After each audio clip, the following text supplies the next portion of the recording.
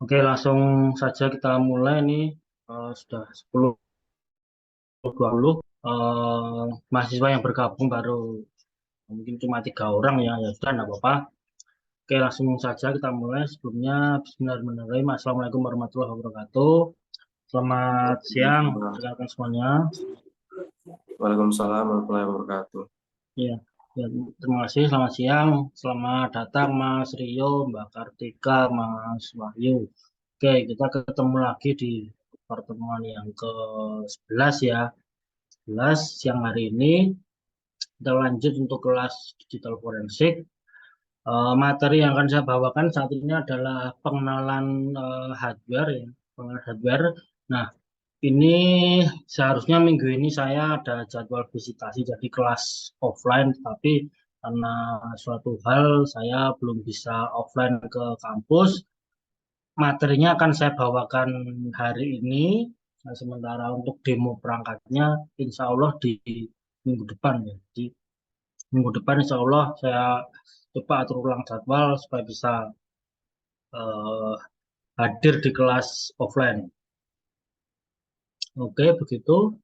Eh, Baik, saya akan share screen dulu sebentar.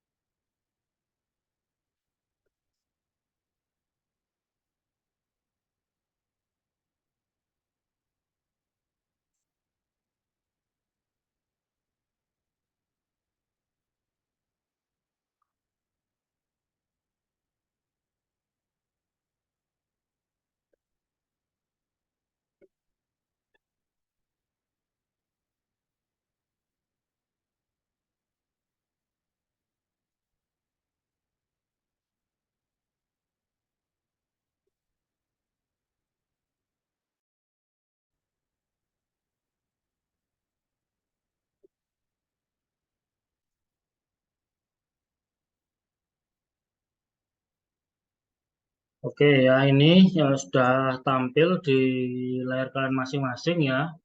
Oke, ini digital forensik hardware. Nanti akan saya tunjukkan hardware yang ini kebetulan saya juga posisinya online, tidak di kantor. Ada sebagian perangkat yang saya punya di sini, tapi ada sebagian perangkat yang di kantor. Nanti yang di kantor saya nggak bisa menunjukkan, ya di sini nanti coba saya tampilkan. Oke, jadi ini ada beberapa URL ya. Nanti saya cari URL contoh yang lain lagi. Ini coba saya.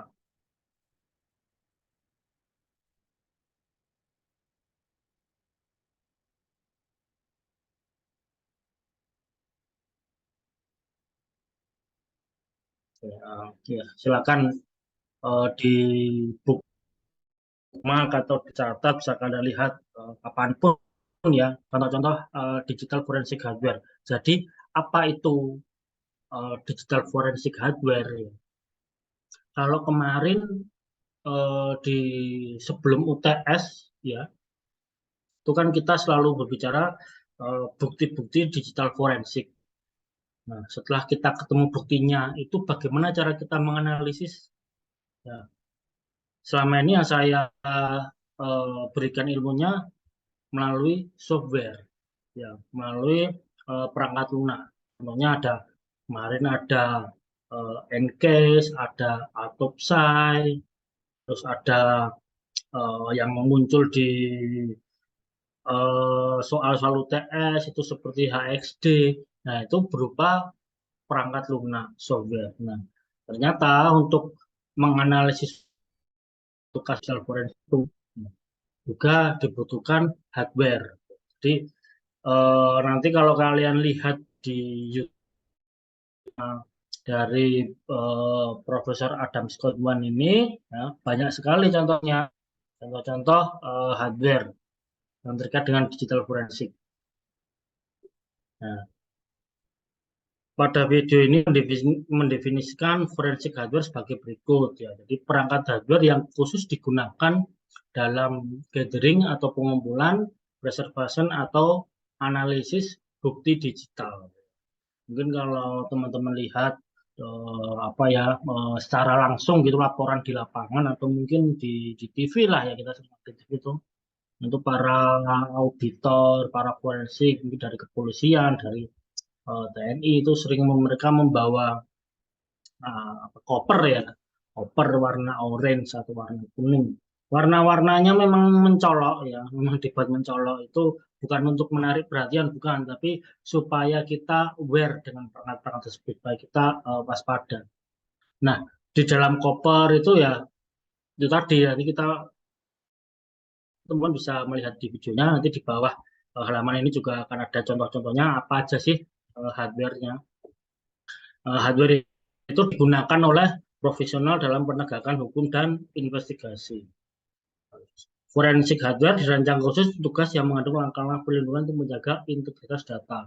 Di sini kata kuncinya dirancang khusus. Nanti akan ada dalam bentuk komputer khusus itu bukan komputer yang biasanya kita buat kerja atau komputer apa, komputer game, komputer rakitan bukan seperti itu ya. Jadi komputer khusus bahkan di Indonesia kita sudah punya teman-teman dari BSSN, dari BIN itu mereka kemana-mana membawa laptop. Itu saya pernah lihat laptopnya standar militer. Standar militer itu ya jatuh tidak apa-apa, kena air tidak rusak, tidak konslet, terus panas, debu, ya, dia tetap tetap tangguh, ya.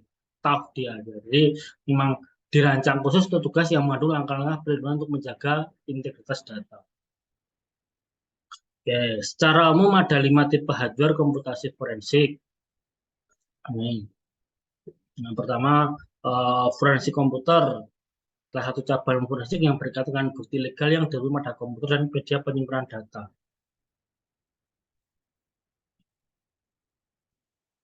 Oke, nah ini contohnya.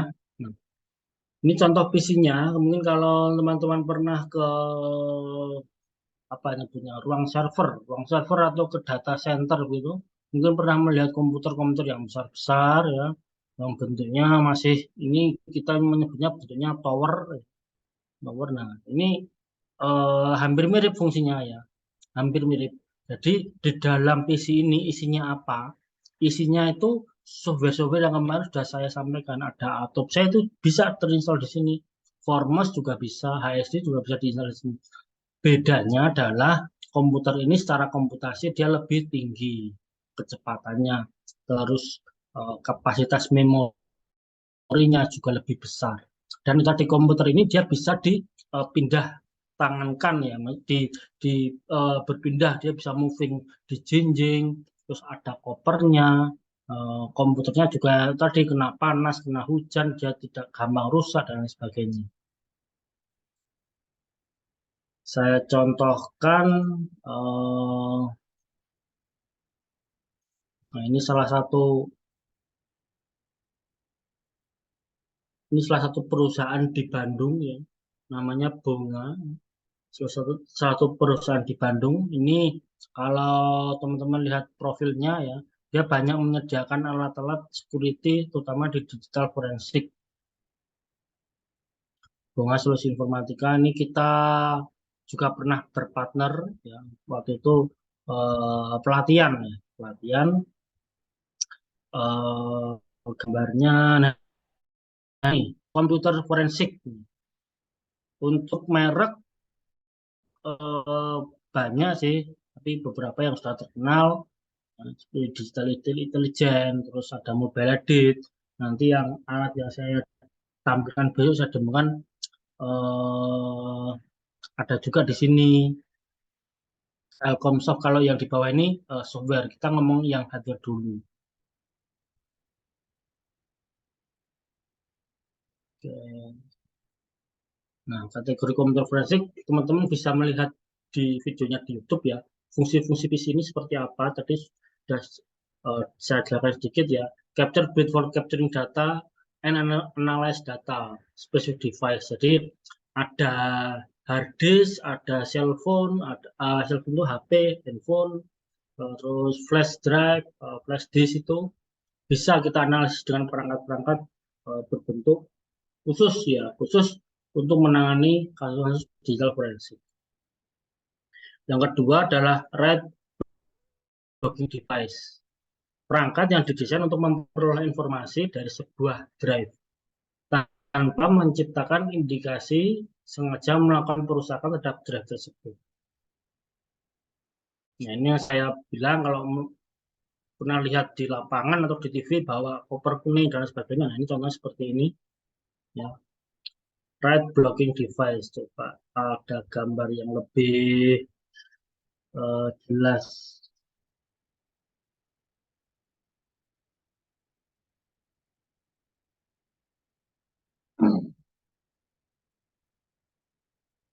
Nah, oke. Ini bentuknya right blocking device yang terkenal dari tabel ini dari tabel awal. Jadi ini kalau teman-teman lihat di sini ya, ini ada port-port, ada port USB yang masih lama 2.0 atau yang sudah 3.0 atau yang malah modelnya USB-nya Type-C yang seperti di handphone baru kalian itu. Terus ada Firewire kalau kalian tahu, ada port ATA, ada port SATA-nya. Ini port SATA ya. Port SATA ini USB 3.0. Ada yang masih pakai harddisk jadul banget itu. Modelnya interface-nya kalau kalian tahu masih pakai PS2, port PS2. Seperti yang dipakai di printer itu masih ada. Nah, fungsinya itu untuk apa? Fungsinya ini tadi, perangkat yang didesain untuk memperoleh informasi dari sebuah drive. Jadi saya punya handphone ini, kalau saya masukkan handphone ke perangkat-perangkat red blocking device, itu saya bisa mengcopy isinya, ya, tapi saya tidak bisa menambahkan. Takutnya ketika ini dipegang oleh orang lain, itu bukti-buktinya sudah tidak valid. Contoh kasus nih kemarin di soal UTS kalian itu, wah, saya masih teman-teman masih ingat ya. Jadi ada handphone yang tertinggal gitu. Handphone yang tertinggal terus di handphone itu ada aplikasi perbankan gitu ya di soal UTS kemarin. Nah, ketika handphone itu sudah ditemukan oleh pemilik aslinya ngecek, itu loh kok saldo saya berkurang, itu bagaimana? Sementara yang menemukan handphone kalau ditanya, kamu buka handphone saya enggak? Ya orang kalau ditanya kayak gitu jawabannya enggak ya. Kita tahu enggak dan tidak itu kan hanya ya zaman sekarang sih yang tahu benar tidaknya itu hanya Tuhan ya. Ya itu tidak bisa kecuali itu ada CCTV. Nah, itu oh kamu bohong. Nah, kalau dengan perangkat ini namanya aja red blocking ya. Jadi misalkan si penemu handphone itu mau mencoba membuka atau mau mencoba menambahkan data yang tidak seolah-olah bukan saya yang membuka handphone dan sebagainya itu tidak bisa karena dia red blocker. Yaitu untuk menjaga kevalitan data dari bukti-bukti digital forensik dibutuhkan seperti ini. Jadi contohnya ketika oh ini ada flash disk ya. Flash disk ini isinya file-file penting. Coba kita analisa flash disk itu kita masukkan ke laptop. Nah, kita tidak tahu ini laptop kita ini isinya apa. Kalau kita masukkan flash disk tersebut ke laptop, kalau isi flash disk tersebut malah hilang, bagaimana? Padahal itu isinya bukti digital forensik. Nah, itu akan jadi PR, akan jadi masalah. Nah, makanya dengan perangkat-perangkat seperti ini dijamin aman. Ya, apapun. Oke, tanpa menciptakan indikasi sengaja melakukan perusakan terhadap drive tersebut. Ini red blocking device. Di perusahaan Bandung tadi juga jual. Nah ini Tableau ya, merek yang terkenal memang Tableau, Forensic Imager, Tableau. Ini gambar fungsinya sama. Sama. Oke, selanjutnya ketiga, imaging device. Perangkat ini digunakan untuk membuat salinan secara lengkap dari sebuah media digital. Teknik kerja perangkatnya adalah one-to-one copy. Perangkat ini didesain dengan menjaga atau melindungi integritas bukti digital, melakukan analisis terhadap salinan aslinya. Ini hampir sama, imaging device fungsinya hampir sama ya. Teknik kerja perangkat ini one to one copy. One to one copy itu maksudnya mengcopy satu banding satu, setara, ya. Seolah-olah kita mempunyai dua device. Jadi di imaging device itu perangkatnya salah satunya ini tadi. Nah, ini forensik imager ini ya, seolah-olah isinya kopian yang kita terima dari bukti digital data flash, bisa dari handphone itu seolah-olah sama persis. Jadi katakanlah eh, itu suatu saat misal handphone yang tadi kita temukan ya, yang dijadikan bukti digital sudah kita simpan, tapi nggak tahu kenapa, mungkin karena suatu hal rusak atau apa error terbakar, dan kita sudah mempunyai kopiannya. Kopinya modelnya adalah di one to one copy, identik identik sama sekali. Eh, Terus yang keempat, data wiping device. Data wiping device used to complete clean. Nah, completely clean. Jadi benar-benar menghapus ya, menghapus, membersihkan, memformat hard disk and other digital media of data. Ya nggak cuma hard disk ya, model-model seperti flash disk ya juga bisa, hard disk teknologi ATA, teknologi SATA, terus ada yang model SAS itu juga bisa. Nah, jadi kenapa penting data wiping device ini? Ini untuk mungkin penghancuran barang bukti bisa jadi, ya, atau untuk menghapus memori yang dia sudah tidak digunakan. Ya. Terkadang ketika kita melakukan olah TKP, yaitu ada istilahnya ada false positif. False positif itu suatu keadaan seolah-olah data itu benar, tetapi padahal data itu tidak dibutuhkan. Ya, kalau saya contohkan seperti apa ya, handphone yang tertinggal di soal UTS kemarin ya, handphone yang tertinggal. Nah, kasusnya adalah tiba-tiba rekening di aplikasi perbankan hilang. Itu kita fokusnya ya harusnya ke aplikasi itu saja.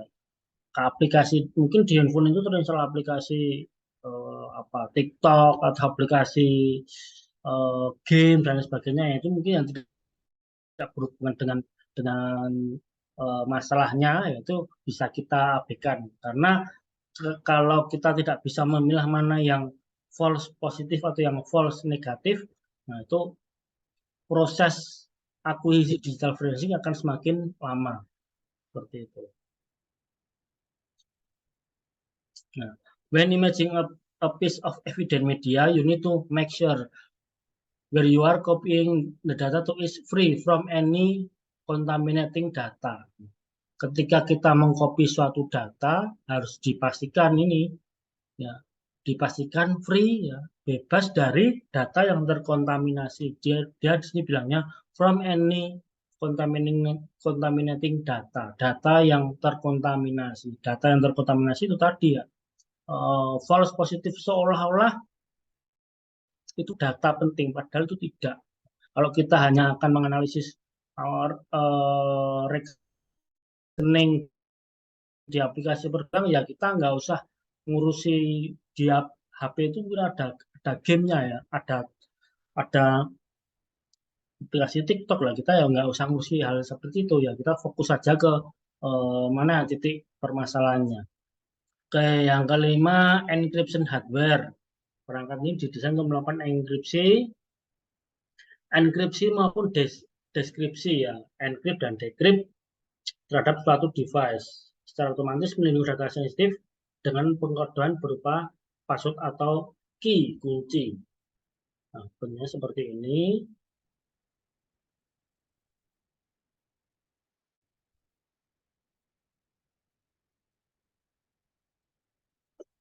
Oke, bentuknya seperti ini.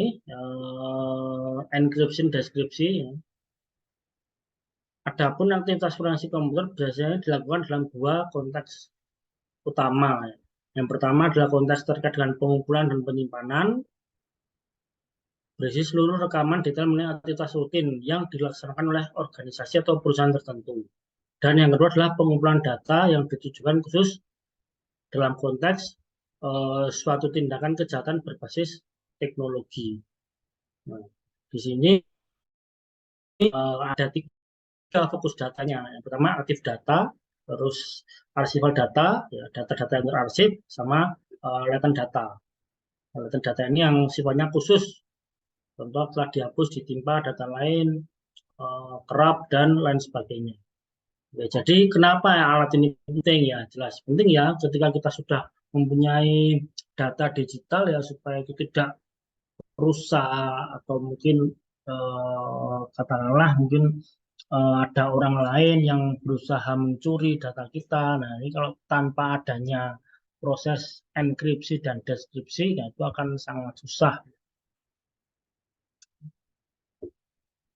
Nah, kalau deskripsi ya jelas, contohnya seperti handphone, ya handphone yang tertinggal, yang contoh kasus itu, ya handphonenya kemungkinan terkunci dengan password. Nah, dengan beberapa perangkat khusus ada, ya bisa handphone tersebut walaupun sudah di PIN, sudah ada passwordnya itu tetap bisa dibuka dan beberapa perangkat khusus.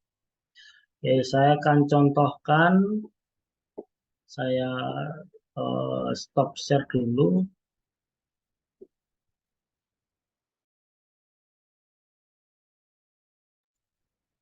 Sambil silakan jika ada teman-teman yang mau bertanya, siapa saja pertanyaannya.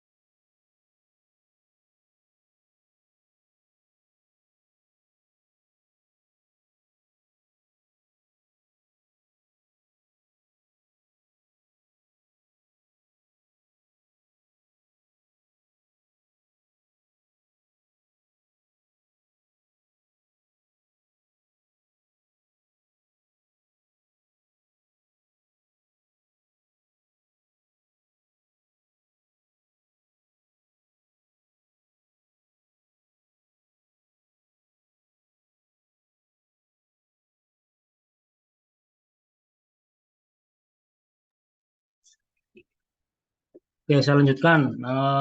Ini saya demo software dan demo hardware. Ini, ini tadi saya agak lama, ternyata eh, salah satu hardware yang kita punya yaitu namanya Celebrite itu domainnya mungkin sedang trouble. Yang ini saya sudah coba pakai VPN, tidak bisa diakses juga.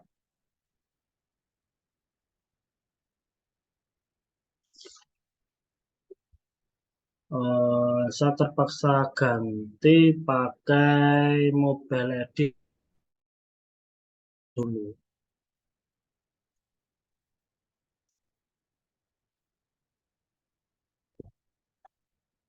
Oke, ini softwarenya namanya Mobile Edit.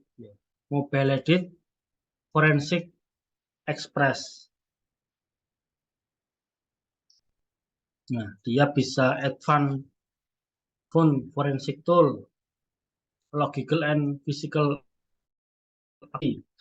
Nah, terus delete data retrieval. Nah, ini penting ini.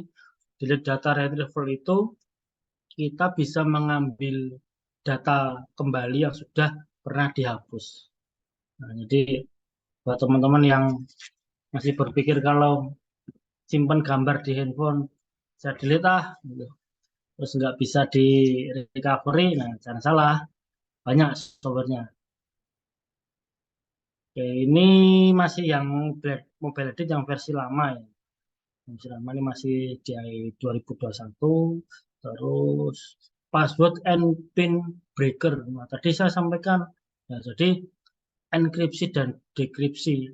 Dia bisa mendekrip ya, password yang kita gunakan di handphone kita, itu bisa mungkin bisa. Kalau enkripsinya, kalau kombinasi passwordnya tidak kuat, ya, dengan software ini bisa. Oke, cara kerja software ini saya install di laptop ya. Sebaiknya tidak diinstal di PC atau laptop yang digunakan untuk kerja. Tadi yang saya sampaikan di awal tadi ya, di PDF ini harus ada hardware khusus. Nah, harus ada hardware khusus forensik komputer. Harus ada hardware khusus yang isinya ya hanya khusus untuk software-software seperti ini, Mobile Edit, ada Celebrite, ada Ncase dan lain sebagainya. Nah, ini hanya demo saja ya. Jadi kita punya handphone ya. Contohnya saya nih, ada handphone ini,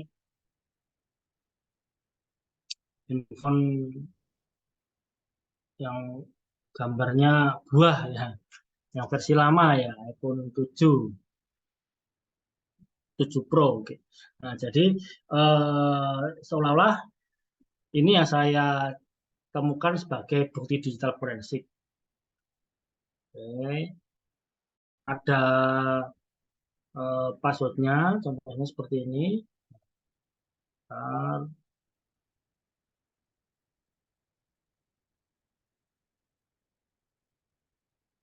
mungkin terlihat dia ada passwordnya. Mungkin demo seperti ini kurang kurang begitu apa ya, interaksinya saya sama teman-teman mahasiswa di sini kurang begitu. Ini besok akan saya demokan, insya Allah di minggu depan insya Allah saya akan kelas offline seperti itu.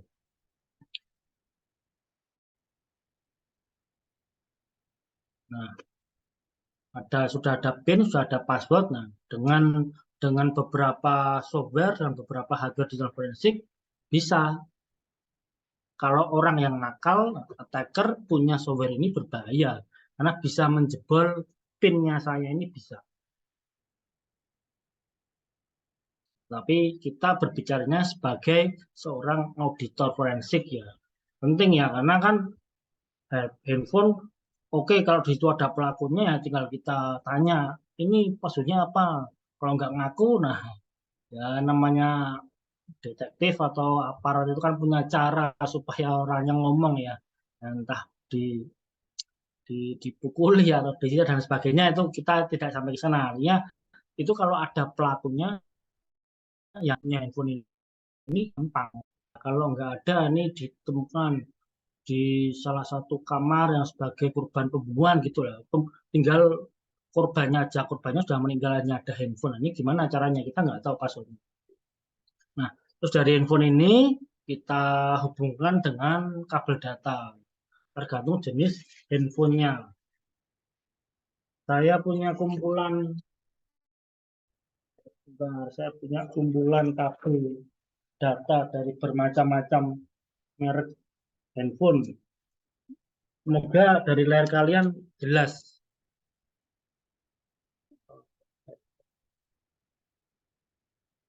Ini bermacam-macam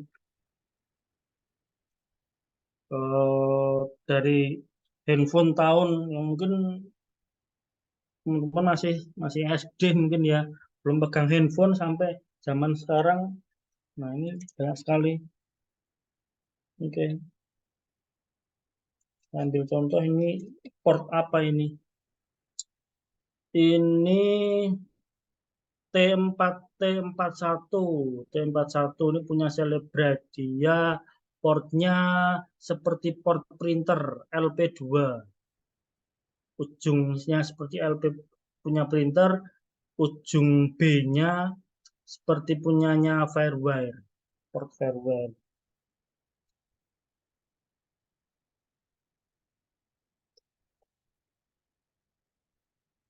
Oke, terus nah ini kumpulan-kumpulan kabel data nih banyak sekali nih di sini. Juga teman-teman kelihatan dari situ. Besok akan saya bawakan, saya demokan ini.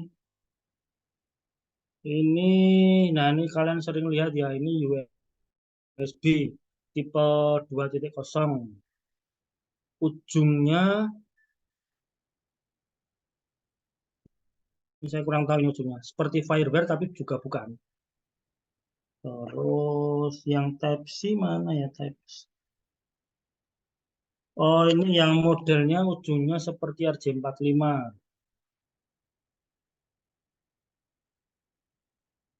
Ini, ini hampir sama dengan port yang tadi. Nah, kenapa kok saya punya seperti ini? Ketika kita di lapangan, kita berhadapan dengan banyak sekali perangkat yang kita nggak tahu. Contohnya itu tadi, saya menemukan handphone. Ya, saya menemukan handphone. Ya kalau apa kabel datanya ada, casnya kalau ada di situ, kalau nggak ada, nah berarti kan kita harus sedia. Ya kalau handphonenya sama-sama iPhone, oh ya saya cuma punya iPhone, punya backupnya. Lah kalau yang saya temukan handphonenya jadul, apa apa contoh handphone jadul, apa Nokia gitu. Masih ada ya, masih ada teman-teman. Masih ada nggak yang pakai Nokia gitu? HP-HP lama gitu. Yang kita kabel datanya saja sudah tidak ada, kita nggak mempunyai. Nah, jadi penting ya mempunyai perangkat-perangkat seperti ini. Ya, ada banyak sekali. Ini contohnya eh, dari hardware-nya namanya Celebrite. Oke, saya lanjutkan. Ini jadi handphone handphone dihubungkan dengan kabel data, langsung masuk ke laptop atau PC, terus langsung aja kita pilih start. Nah, di sini kan no device or data connect ya, jelas untuk koneksi di sini. Oke. Nah, ini poinnya searching for device. Oke. Nanti kalau sudah terkoneksi ya kita bisa browsing ya, kita bisa membrowse isi dari folder eh, bukti digital yang ditemukan itu apa nanti ketahuan di sini. Nah, kita bisa bahkan di sini coba dilihat di bawah, ya, kita bisa membuat folder atau kita bisa mendelete. Ya, copy juga bisa, analyze juga bisa.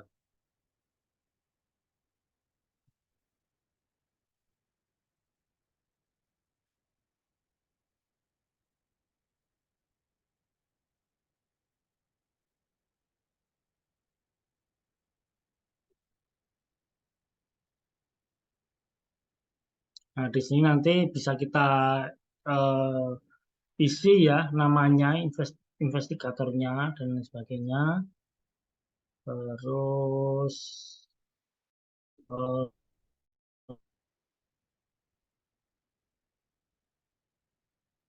kita ini informasi dari softwarenya.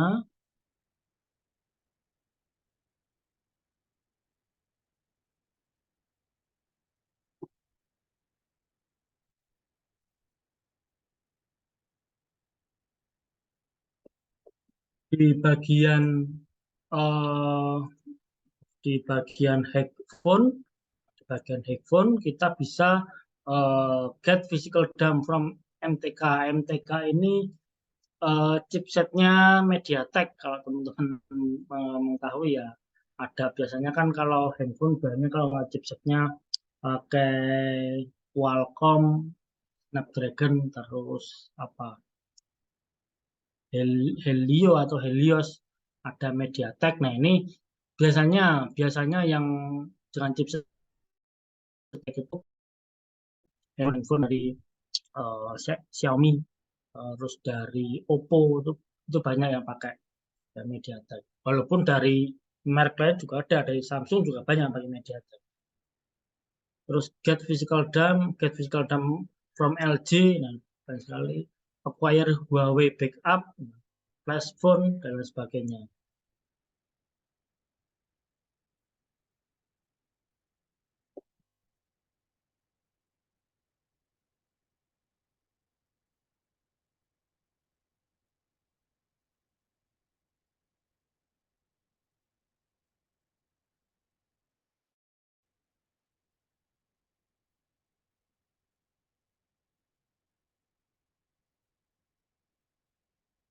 Nah, ini adalah contoh-contoh eh, hardware yang didukung oleh si Mobile Edit. Ya, handphone Asus, handphone miliknya Google, HTC, Huawei, Xiaomi ada, Nokia ada.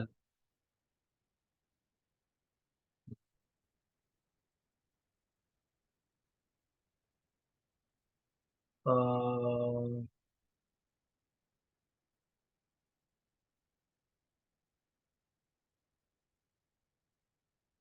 HTC, Huawei, LG ada, Motorola juga ada. Ini karena tidak ada, saya nggak bisa demo ya perangkat mana yang akan terkoneksi. How to connect, ini banyak sekali contohnya. Oke, list of popular phone ya, ada di sini. Android, iPhone, Windows Phone, dan nih. Mungkin ada beberapa merek yang saya sendiri jujur saja nggak kenal ya. Ada, memangnya ada ya handphone merek Becky ini. Becky, Aquaris. Ada. Coba kalau teman-teman tahu merek apa ini. Saya mau tanya nih ke teman-teman, coba satu-satu nih ke Mbak Kartika dulu. Mbak Kartika, merek handphonenya apa? Bisa coba share di sini, disampaikan aja.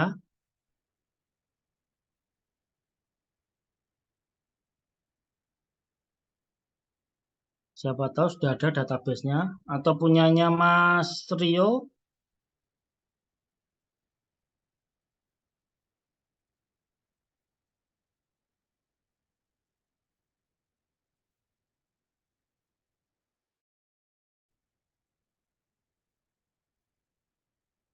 atau Mas Wahyu coba.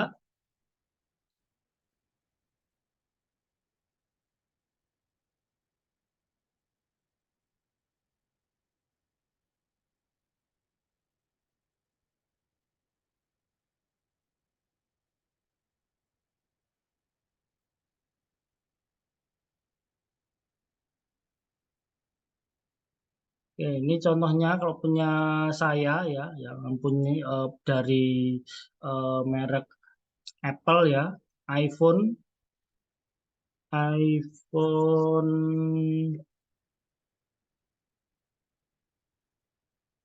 iPhone 7. Nah, iPhone 7 Plus. Nih, iPhone 7 Plus. Coba. Teman-teman lihat di sini. Bentuknya seperti ini, ya, hampir sama. Belakangnya hampir sama. iPhone 7 Plus. Kabel name-nya, oh, oke sudah. Oke, Mbak Kartika, Vivo, Mas Rio, Xiaomi. Oke, berarti akan kita kabelnya seperti ini. Apple Lightning, terus di bawah ini ada chipsetnya, paket chipset berapa. Punya saya ini kalau nggak salah masih A7 kayak iPhone. Coba tadi ada ya Vivo.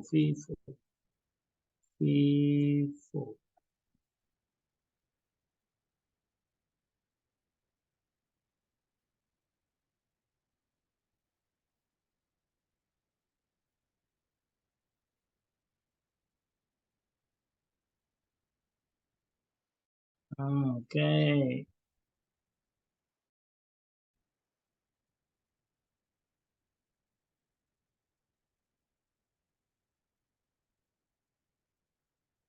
Xiaomi ada. Ya mungkin beberapa merek yang belum masuk ya karena keterbatasan dari si software ini ya. Dia masih versi 7, ini masih 2021. Mungkin saat itu harusnya ada, saya yakin pasti ada. Nama Vivo secara merek belum ada, tapi mungkin eh, kalau bisa dilihat chipsetnya pakai apa ya, dengan MediaTek atau punyanya Qualcomm dan sebagainya, mungkin mungkin ada di sini. Ya karena itu cuma masalah merek saja, ya, merek dagang. Ini memang software ini harus sudah waktunya saya upgrade juga, ini sudah sejak 2021. Bahkan tadi saya contohkan yang punya tinggal 11 Pro Max, ya, ini yang paling tinggi ya. Oke. 11 sama XS itu tinggian mana ya? Tinggian 11 Pro ya. 11 Pro Max.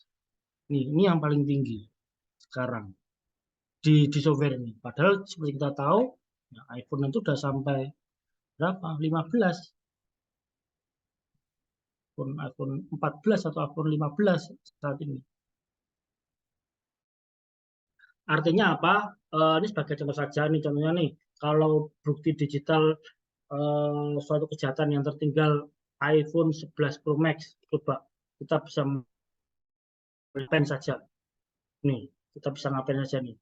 Kita bisa mengambil phone box, message, call, logs. Ini dalam catatan yang semuanya sudah dihapus ya. Call, logs, file, foto, video, musik, list, advanced data, delete phone data. Di satu sisi software ini penting untuk seorang investigator, tapi ya namanya juga teknologi. Teknologi itu dua sisi mata uang, baik dan buruk ya. Nah, ini kalau yang ketemunya orang yang buruk, yang jahat, nah,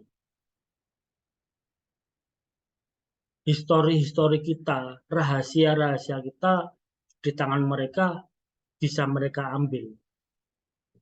Delete phone data, video, mungkin video yang tidak sadar masih jelas seperti ini.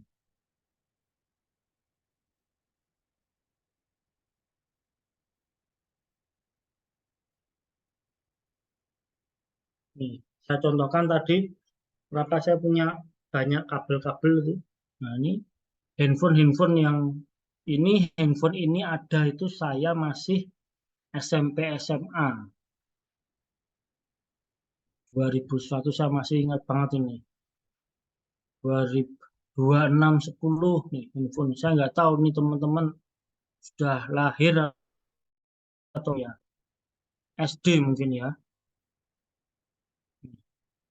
Loh, masih ada ya mungkin masih ingat ya iklannya, iklan-iklan di TV zaman dulu. Ya. Jangan salah sangka ketika kita berpikir kalau saat ini kan zamannya teknologi. Ya sudah, saya kalau mau melakukan kejahatan, saya pakai HP-nya yang lama.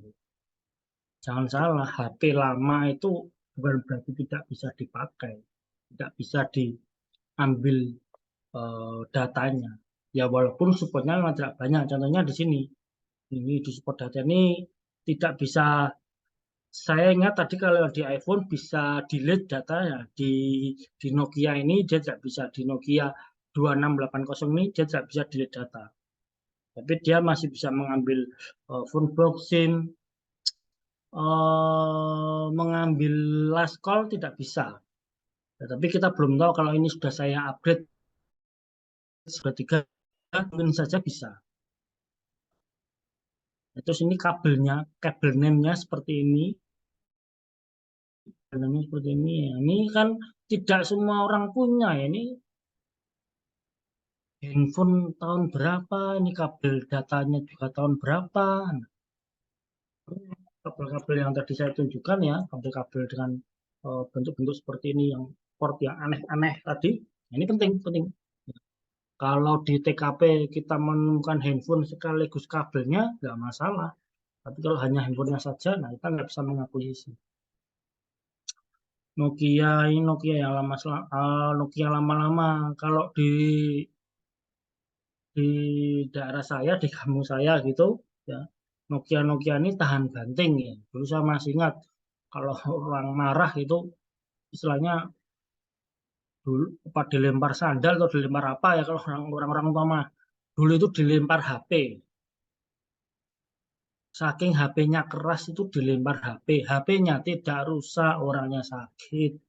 Dilempar HP. Ini handphone-handphone seperti ini, klasik-klasik ini. Ini kabelnya mini USB. Oke, mungkin sekarang masih ada nih mini USB. HP ini dilempar jatuh, nggak masalah. Nokia DKO5. Nah, yang tadi ini Nokia DKO5. Ini Nokia DKO5 kabelnya seperti ini. Jadi kalau kita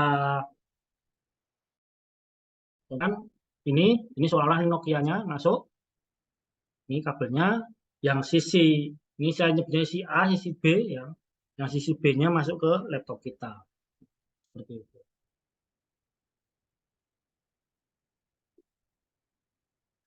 Ya, ini contohnya ya ada yang itu tadi ada mungkin ada beberapa handphone yang tidak beredar di negara kita ya. Yang namanya aneh-aneh saya juga eh, dan nggak tahu ya ini apa ini handphone OnePlus masih oke, handphone Honda ini belum saya nggak tahu apa tadi Nubia Nubia ini kurang tahu juga ini.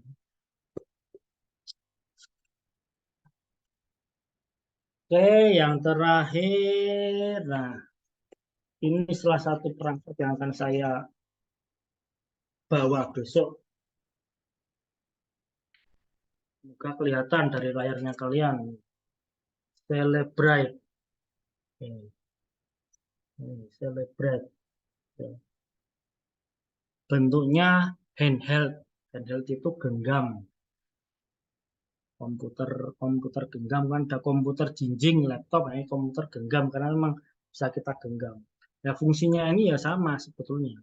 Nah, hardware khusus untuk komputer di handheld ini sudah ada aplikasi-aplikasi untuk akuisisi.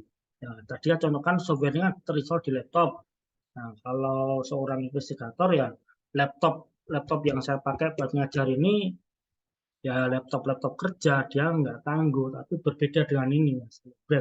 Ini lumayan tangguh, hujan panas jatuh nggak masalah.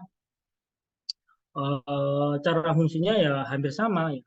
Ini menggantikan laptop PC kita, terus saya demokan, saya nyalakan.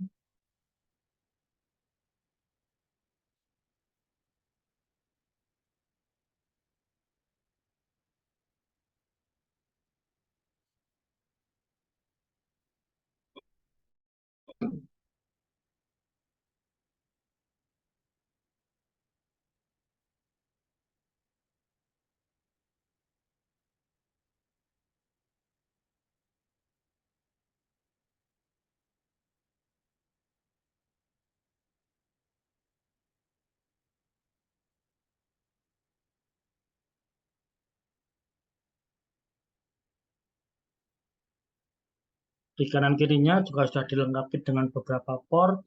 Di bagian atas juga sudah ada portnya.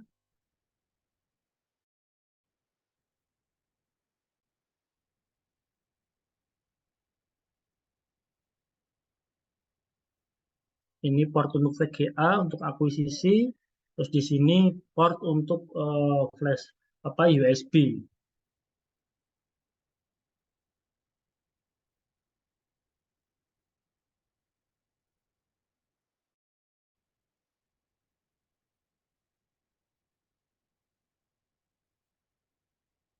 Ini bentuknya kan seperti ini, kondisinya dinyalakan. Ini harus terhubung ke sumber listrik ini. Ini perlu dicas. Nah, seperti ini. Ini pernah saya demokan dulu, juga pernah saya bawa waktu eh, awal-awal ada mata kuliah digital forensik, tapi waktu itu baru perkenalan ya, di mahasiswa baru. Nah, seperti ini, besok kita akan coba demo ya. Nah, kita akan cek benar apa tidak ya. Selama ini kan selalu jadi pertanyaan. Saya sering kalau memberikan materi itu, Pak, benar nggak sih handphone yang sudah di password itu bisa dibuka? Nah, oke. So kita cek sama-sama. Ya. Itu pertanyaan dasar yang sering ditanya. Terus gunanya password itu untuk apa, Pak? Kalau bisa dibuka? Nah, ini pertanyaan akan terjawab. Memang relatif yang lebih aman dengan biometrik scan wajah. Nah, ada kan ya handphone yang cara buka handphonenya pakai wajah kita itu ada ya. Terus atau dengan biometrik yang lain berupa sidik jari. Itu relatif lebih aman daripada model dengan PIN atau sandi atau password. Ini contohnya Celebrite.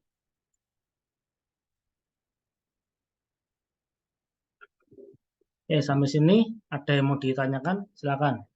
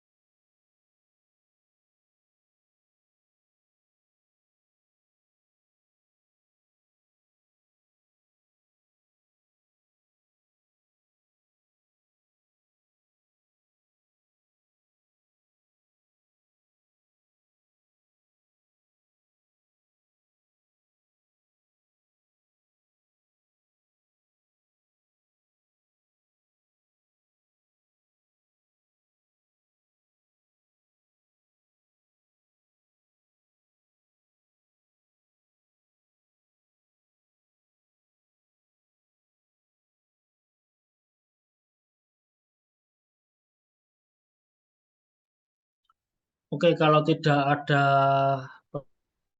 pertanyaan, kelas saya tutup.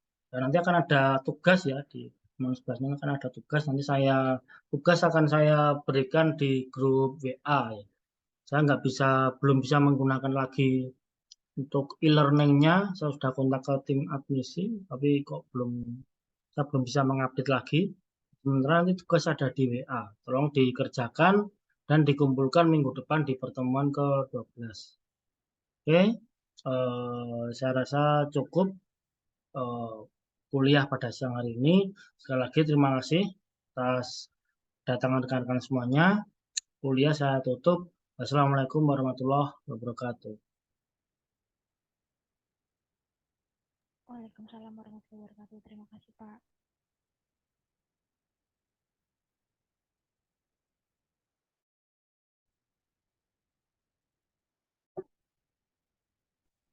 Terima kasih Pak.